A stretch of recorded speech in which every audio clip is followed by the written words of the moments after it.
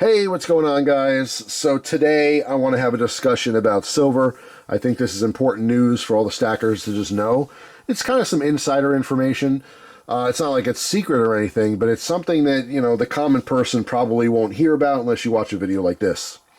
And although I've heard hints of this from different people, I just watched a video, which I'll explain in a moment, from a dealer in Florida, and he had confirmed specifically about Elemental. Elemental is the largest refinery, and that's what really confirmed this news, because this is someone who deals with this for their business, for their livelihood. So this is a good source of information, but also just confirmation this is actually happening. So today's visual, instead of staring at my face talking, I have my little treasure chest. That's right. So for my 40th birthday last year, I will be 41 in December 29th. My sister made me this cool little box and put some silver in it, which I thought was amazing. Now, I took that silver and I put it somewhere else, but I saved the box and I made this my little treasure chest. So top says, "Happy birthday, Jeff, 40th. But if we take a look inside, ooh, we have treasure. Now, that gold is not gold. Well, it's gold-plated. So let me explain. What I have in here is these gold pieces. These are actually for, I think it's a Mexican marriage. Like traditionally you'd have, I think I have 9 out of 10. I got these in a trade a long time ago, but essentially these are little silver pieces that are covered in gold, but you would give this gift. It would be 10 gold pieces, and this is, I think, goes way back. I don't know if people even do this anymore, but yeah, same thing. You give it to the bride and groom, and it's kind of like, hey, here's a little chunk of money, start your life together. It was just kind of cool tradition, but because they're gold plated and it's nice and shiny, I put it in here. Besides that, most of this is filled with sterling silver. These are all little 1 gram pieces. They commemorate different historical events. I have presidents in here as well. I think first ladies, all kinds of cool stuff. I've shown this before, but this is it. This is my treasure. So I'll play with this sometimes because it is treasure. It looks like treasure, right? Super cool. These little gram pieces are actually very detailed. Let me see if I can zoom into one here. Find a cool design. A little presidential one. Let's see what's going on with this. Just gotta catch the detail. Focus, focus. Yes, no, whoa, we're getting there. All right, looks like Abraham Lincoln to me, but it's super teeny, and it's not. It's Zachary Taylor.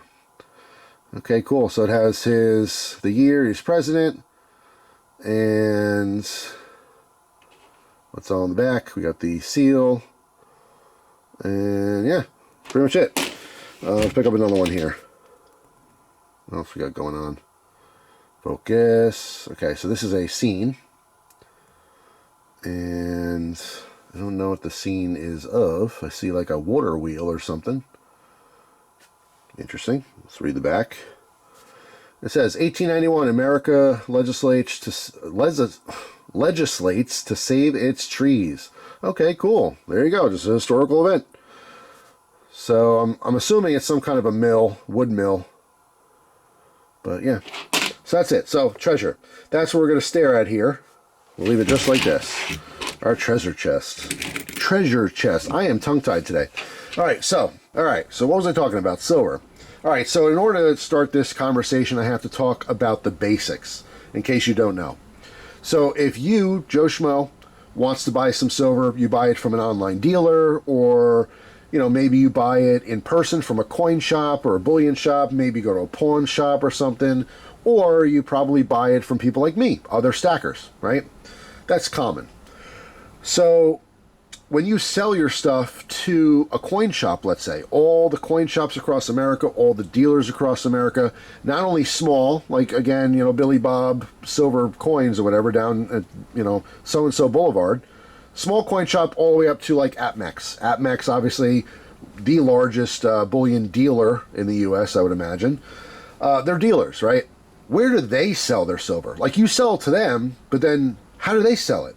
Of course, they sell it back to people, but the biggest place that it all goes is refineries, right? So, like, for example, my coin shop, Allen's Coins, he's my guy. He's my go-to for collectible coins, paper money, bullion. He's just awesome, great prices, convenient, nice guy to talk to, smart. So that's my dude. But where does he sell it? He sells it to a refinery. right? A refinery are these massive companies that are actually melting these metals. They're making, they're taking all the little bits like this, and they're taking out impurities, right? So you have silver, pure silver, then you have silver alloy. Just like gold, you have pure gold, then you have gold alloy. What is silver alloy? That is silver plus some other types of materials, other metals.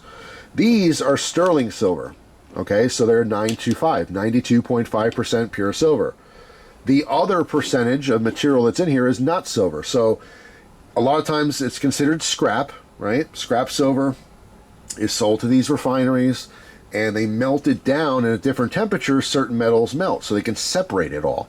So they separate all the junk out, and they have pure silver, and then they make giant bullion blocks, and they sell those to industry.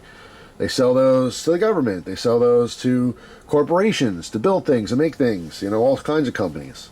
And vice versa, coin shops could buy, stuff from refineries.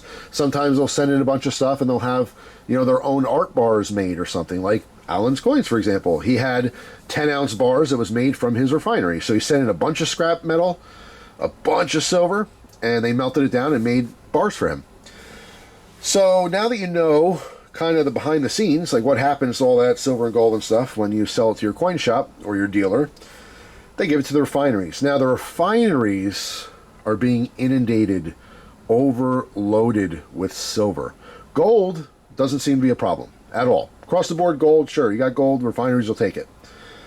But silver, because the price has hit $50 and it's been approaching $50 for a while now, everyone's been selling. Now there is a ton of buyers, I will say that. There's still a lot of people buying, but because so many people bought silver at $30 and under, and the price has hit $50, a lot of people want to cash in quick. These are smart people.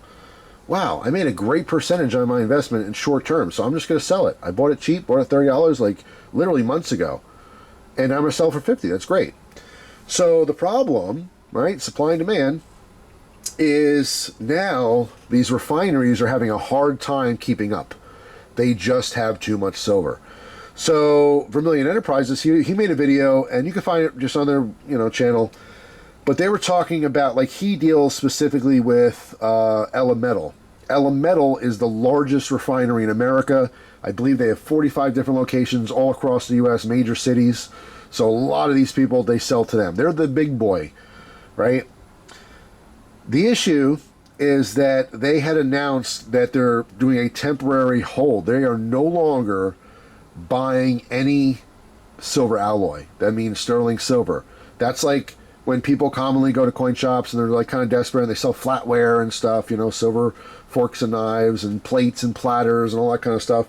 All the sterling silver jewelry that's out there, all that kind of stuff. People like him, they can't sell to a refinery now.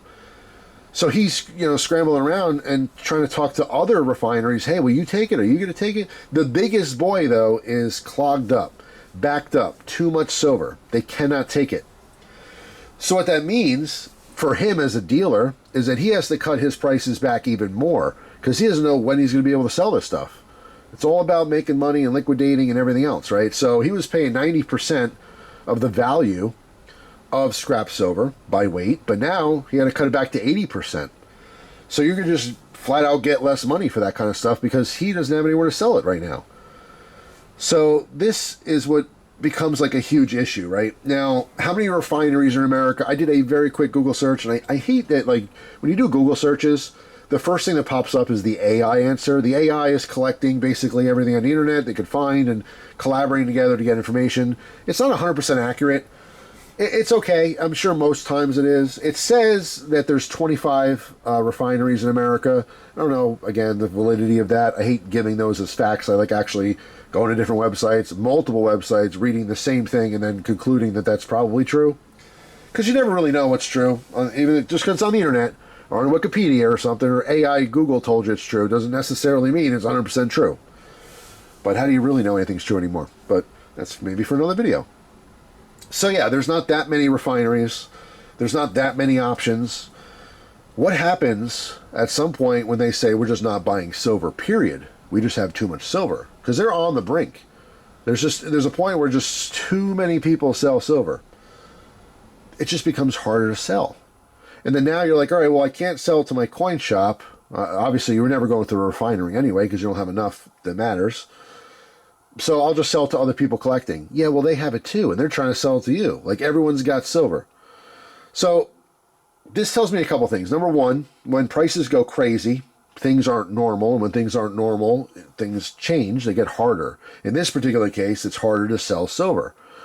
It's harder because no one wants to buy it at the high. Well, I shouldn't say no one. There's always people looking to buy, and especially newbies that know nothing about it. Like, here's a whole different thing is that, now that it hit $50, you're going to see news stories on it. So average people who've never even thought of buying silver, they're not stackers. These are all non-stackers. They have no information at all. Wow, silver's expensive. I should buy it. It's going to keep going up. And then they get involved, and you have this like non-stable, addition to what's going on. You have an unstable market and like a fictitious demand, because these people aren't going to consistently be buying. You know what I mean? They're going to buy it, and then the price goes down. They're going to get upset, and they're going to sell it and lose money. You know what I mean? But the biggest point I want to get across in this video really is about silver supply. There's a lot of people that are always talking about that we're running out of silver. There's not enough silver. The demand's too big. The industry's using it all up. It's all disappearing. We don't have any silver. That is not true. And if you get on the phone and call a refinery that smelts precious metals and you say, hey, are we running out of silver or gold? They will laugh at you. Okay? There's no shortage of silver. It's a common theme that people talk about, but from everything that I've heard and know, and again, this is more confirmation, is that no, there's too much silver. It's just, things change. Sometimes it's a little harder to get. Sometimes it's not as hard to get. In that same video, Vermilion Enterprises, I forget the gentleman's name. That's why I keep saying it's the company and not him. So I apologize for that. But he had also talked about like it's the opposite. When the pandemic hit, everyone was buying silver. It was hard to find it to sell to people. Now it's the opposite. Everyone's selling the silver, and you can't sell to anyone bigger because they don't want it. There's too much coming in. So if you have a refinery, the largest refinery in America, telling you, no, we can't take any more silver, we have too much, there's not enough time in the day to melt this stuff, it takes a little bit to heat it up and melt it and process it, stop giving it to us. We're not buying it. So in my opinion, if the largest refinery in America is telling us, hey, we're not buying silver, we're not buying crappy silver anymore, there's just way too much of it, how can you possibly believe that there's an actual shortage? Now, I will say this. If you have a worldwide demand, if every country on the planet wants to start buying silver in bulk, in pallets, you know what I mean, in a dump truck full of silver, millions and millions of ounces, yeah, maybe there's not enough to supply all that. But the supply and demand is constantly fluctuating. It's going up and down, left and right. I think there's plenty of silver to go around. And remember, a lot of it is in mine and your pockets, right? Physical silver is all over the country. It's not being destroyed. It's not being melted or, gone forever. It's being recycled. Do you know what I mean? So I think there's plenty of silver. So if you ever had a question in your mind like, oh man, is this person right? Are we running out of silver? I got to buy some now before there's none left. I don't think we're going to run out of silver your entire lifetime. I don't think that's a problem. There's a lot of problems, but that's certainly not one of them. So anyway, just want to share that with you guys. Thanks for watching. Hope you have an awesome day, and I'll see you tomorrow with a brand new video. Take care.